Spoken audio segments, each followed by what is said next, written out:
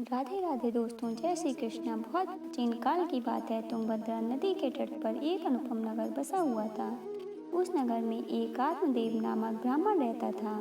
उसकी एक बहुत सुंदर पत्नी थी जिसका नाम धुंधुली था। जितना तेजस्वी, ज्ञानी, धार्मिक, सत्यवादी और सदाचारी आत्मदेव ब्राह्मण था, उतनी ही दुष्ट, हठी, क्रूर और झगड़ालू किस्म की उसकी पत्नी धुंधुली थी। यह भी एक अजब संयोग है कि एक देवता स्वरूप व्यक्ति को आसुरी प्रवृत्ति वाली पत्नी मिली। संभवतः भगवान व्यक्ति की परीक्षा ले रहे हों, पर जो भी है, वह ब्राह्मण अपनी पत्नी के साथ सुख और प्रेम पूर्वक रह रहा था। दोनों दंपति बड़े आराम से रह रहे थे, लेकिन आत्मदेव को एक चिंता सदैव सताती थी। उसके कोई पुत्र नहीं था। पुत्र के बिना वह पितृऋण कैसे चुकाएगा? बस इसी बात की चिंता उसे खाई जा रही थी। इस चिंता के कारण उसका जीना बहुत मुश्किल हो गया था। एक दिन उस गांव में एक महात्मा पधारे। आत्मदेव उन महात्मा के दर्शनों के लिए चला गया। आत्मदेव ने महात्मा को प्रणाम किया और अपना दुख व्यक्त किया कि उसके कोई पुत्र नहीं है और पुत्र के बिना जीवन बेकार है। महात्मा ने उसे खूब समझाया कि ये पत्नी पुत्र आदि संबंध मनुष्य के लिए बंधनकारी हैं, जो कि मनुष्य के पतन का कारण बनते हैं और इस बंधन के कारण व्यक्ति की मुक्ति नहीं हो पाती। जब बुद्धि पर अज्ञान का पर्दा पड़ जाता है, तब व्यक्ति का विवेक नष्ट हो जाता है। धन, दौलत, स्त्री, पुत्र, पद, प्रतिष्ठा, ये सब बंधनकारी हैं, जो कि माया मोह की देन है और इनके कारण मनुष्य इन 84 लाख योनियों में भटकता फिरता है। मगर मनुष्य फिर भी नहीं मानता है और उसका मन उसे भोग विलासों की ओर ही ले जाता है।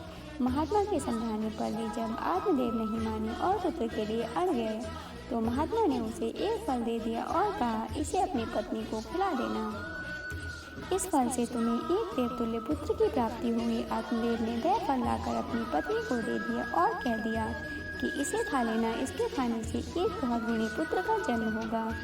उसकी पत्नी धुंधुली बहुत डरपोक किस्म की औरत थी। उसने सोचा कि यदि उसने वह फल खा लिया तो इससे उसका पेट बाहर निकल आएगा। इससे वह न तो चल फिर सकेगी और न ही भाग सकेगी। यदि इस अवस्था में उसके घर में डाकुओं ने हमला कर दिया तो वह भाग भी नहीं पाएगी। डाकू उसे पकड़कर मार डालेंगे। वह मरने से बहुत डरती थी।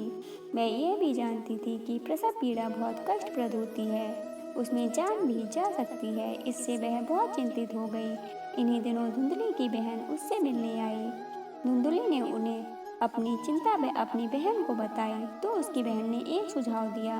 उसने धुंधली से कहा, मैं भी अभी गर्भवती हूँ। ऐसा करना, इस फल को तुम गाय को खिला देना और मस्त रहना। इन 9 महीनों में घर के अंदर ही रहना और 1 महीने बाद घोषित कर देना कि मैं गर्भवती हूँ। कपड़े थोड़े ढीले पहनना और लोगों से दूर रहना, जिससे किसी को शक ना हो। जब मेरे पुत्र होगा, मैं उसे आपके घर भेज दूंगी। फिर उसे अपना पुत्र बता देना।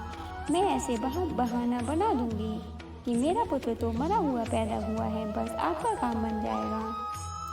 जब अज्ञान का पर्दा पड़ता है, तब आदमी इस प्रकार की बातों में आ जाता है।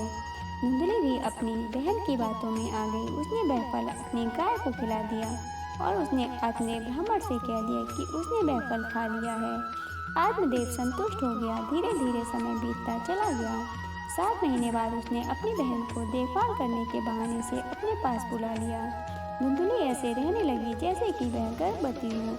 ठीक समय पर धुंधली की बहन के एक पुत्र हुआ, जिसे धुंधली ने ले लिया और उसकी बहन ने इस तरह स्वांग बनाया कि उसका बेटा मरा हुआ पैदा हुआ है। दोनों बहनों की बात पर किसी ने भी शक नहीं किया। कुछ समय पश्चात उस गाय के भी एक पुत्र हुआ, जो देखने में देवतुल्य था। बस उसके कान गाय के कान जैसे थे। आत्मदेव ने इसे भगवान की लीला समझा और उसका पुत्र की तरह पालन करने लगा। आत्मदेव ने गाय के पुत्र का नाम गोकर्ण और अपने पुत्र का नाम धुंधुकारी रख दिया।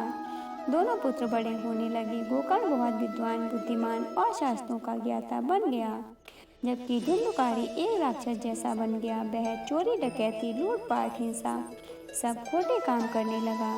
उसके कर्म देखकर आत्मदेव को महात्मा की बातें याद आ गई कि संतान भी बंधनकारी होती है। आत्मदेव ने इस बंधन से छूटने के लिए संन्यास का मार्ग अपना लिया और मोक्ष की प्राप्ति कर ली।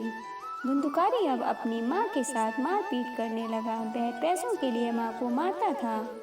माँ जब उसे पैसे दे देती तो वह उन्हें शराब, जुआ, सट्टा, वेश्यावृत्ति आदि में व्यय कर देता था। उसे पैसों की और ज़रूरत होती तो वह अपनी माँ पर और अधिक अत्याचार करता था।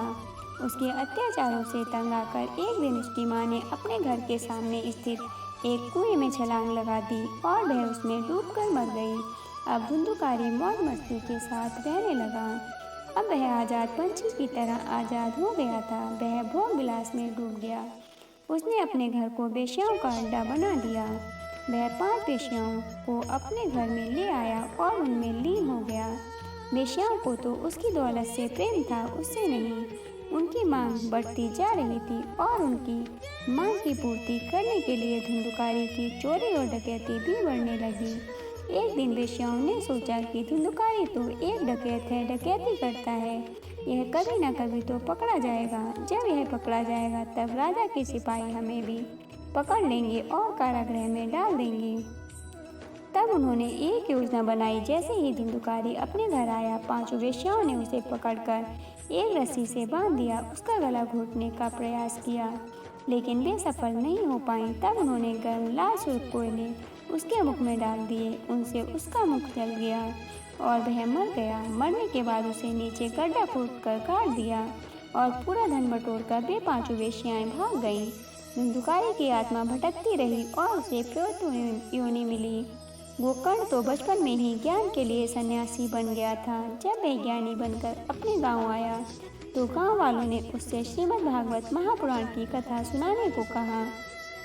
गोकर्ण ने उनका अनुरोध मान लिया और सोने के लिए रात्रि में अपने घर आ गया।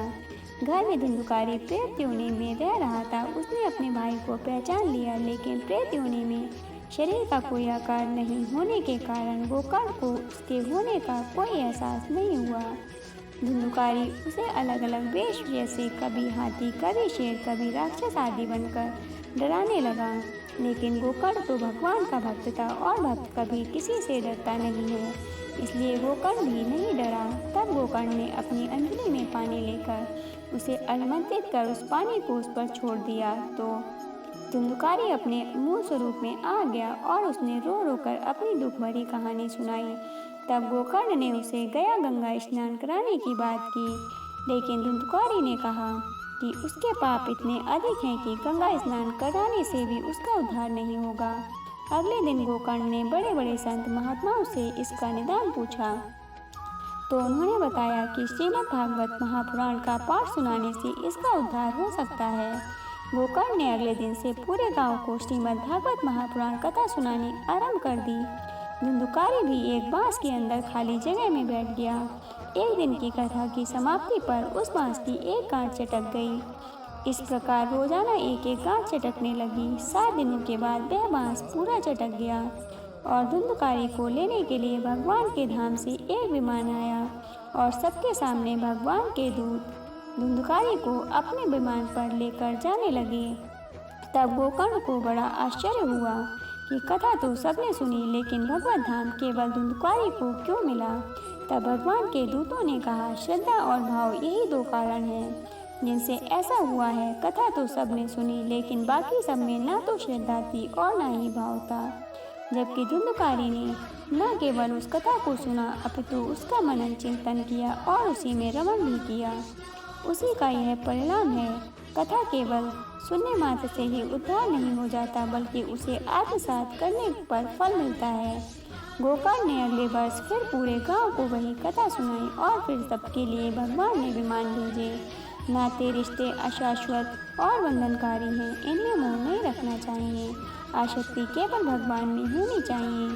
धुंधुली ने जिस तरह महात्मा की वाणी पर अविश्वास किया और वह फल गाय को खिला दिया, उसी का परिणाम था कि वह एक देवतुल्य पुत्र से वंचित हो गई और एक दुष्ट पुत्र के कारण उसे आत्महत्या करनी पड़ी।